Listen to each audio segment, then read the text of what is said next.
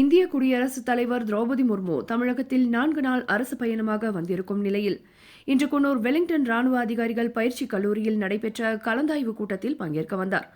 அவருக்கு update with me pant வாத்தியம் முழங்க வரவேற்பு அளிக்கப்பட்டது. முன்னதாக 1971ஆம் ஆண்டு இந்தியா பாகிஸ்தான் போரில் வீரமரணம் அடைந்த வீரர்களுக்கு மலர் வளையம் வைத்து அஞ்சலி செலுத்தும் வகையில் ராணுவ அதிகாரிகள் பயிற்சி கல்லூரியில் உள்ள போர் நினைவு தூணிற்கு மலர் வளையம் வைத்து இந்திய குடியரசுத் தலைவர் அஞ்சலி செலுத்தினார்.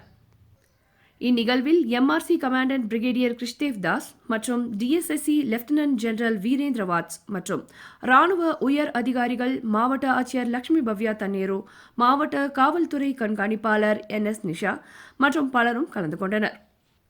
பின்பு ராணுவ அதிகாரிகள் பயிற்சி கல்லூரியில் நடைபெறும் கலந்தாய்வு கூட்டத்தில் இந்திய குடியரசுத் தலைவர் திரௌபதி முர்மு கலந்து கொண்டார்.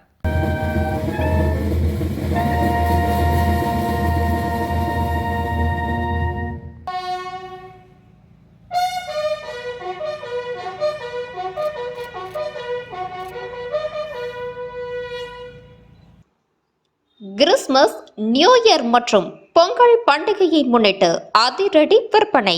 சரவணாஸ் கொல்கத்தா கிட்ஸ் வேர் பஜார். இடம் YMCA corner, mount road, Coonoor. எந்த ஒரு ரெடிமேட் ஆடை வாங்கினாலும் மிக குறைந்த விலையில்